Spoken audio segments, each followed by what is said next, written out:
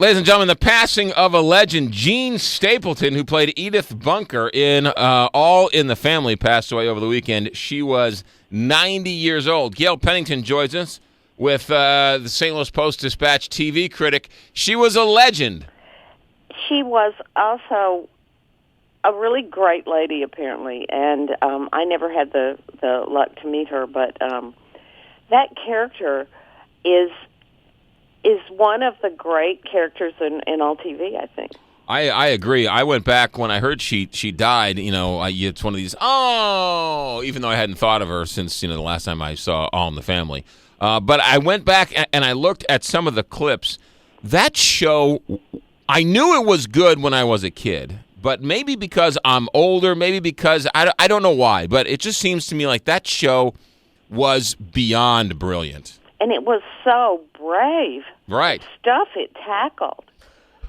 Stuff that you think today we are much more advanced, but stuff today that would not be able to be played on network television today. No, not at all. Yeah. But in a really intelligent, thought-provoking way, not just, cheesy. Right. And you know what? Archie Bunker, they also treated Archie Bunker's character with respect. Yes. I mean, even though he was a tad racist and maybe a tad not very well educated, they treated him with respect and actually made him made it a relevant point of view. I mean, right? Those are legitimate points of view out there. Well, we weren't supposed to agree with him, but he was respected as the head of his household. But there were people who liked him and who respected him, and he actually spoke for a faction of society. Right, that some of us who were hippies might not have known that faction still existed. You were a Meathead fan? Right, of course. All right, fair enough. All right, so anyway, we are dedicating today's show to Jean Stapleton. Were you singing along with the theme song? No, but it sounds like I was, wasn't it? It did. It sounded like you were. Yeah, thanks. I appreciate that, Right. you hippie. All you need to know is that the Tony Awards are this Sunday. I love the Tony Awards. Neil Patrick Harris is the host, and he's the perfect host for the Tony Awards. They should just pass a law that he should host every award show. He's going to host the Emmys. Hasn't he hosted the Emmys already? Or he hosted the Oscars? I'm not sure. I can't keep track of his many achievements. I think maybe he did, and he's hosting them again this year. So now he only needs to do the Oscars, and he'll have an EGOT. Didn't he do the Oscars? No, he hasn't done the Oscars yet? No, I don't think he's done the Oscars. He should do the Oscars. He'd be great at it. The last 2 years, he's been outstanding as the award host for the Tonys. He really, really is good at that. And if you, I like Hugh Jackman as the Tony Award host. I like Hugh Jackman. I got a little man crush on Hugh Jackman. But all you need to do is go to YouTube and type in "Broadway is not just for gays anymore." Right, that was one of the best songs. And find out why Neil Patrick Harris is the best song and dance man going.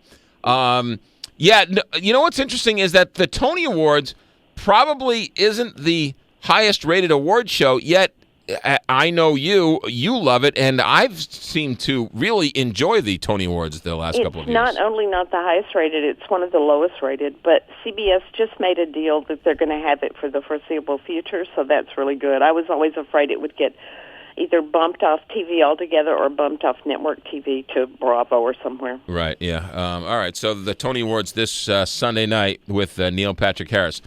This show on ABC is getting a lot of attention, Mistress. Is this thing any good? It's just the worst thing I've ever seen. And that's very hard to categorize if I were listing the worst things I'd ever seen. And you've seen a lot of bad out there. I've seen a lot of bad things. This is pretty much softcore porn. All right. I know you're in now, aren't you? Well, I'm listening. And it's going to follow The Bachelorette. So I have a feeling your dial won't be changing. So this is just no plot line? Well, no, it has a really sort of a plot line out of a romance novel. It's 4 women who are just forced to have affairs, just because of things out of their control. Right. So you're saying it's horrible. Horrible. Alyssa Milano is in it, and Yeonjun Kim, who played Sun on Lost. Right. and they really deserve better. All right, fair enough. Speaking of The Bachelor, did the ratings plummet on The Bachelor? Yeah, they were pretty low last week. Wow. So the man without a shirt on, that didn't do much for ratings. Well, I don't know why the people who cast those crazy people thought that's why people tune into The Bachelorette. Yeah, it was a clunker. I mean, people watch The Bachelor because it's actually somewhat real. They watch it to root for people to make a success of this, to pick the right person. Right. Did you see the episode of The Middle where the Frankie character was so upset that at the end of The Bachelorette that she didn't even want to go of The Bachelor that she didn't even want to go on living? No, I didn't. You need to find that episode and watch it. It reminded me of you. I'll take that as a compliment.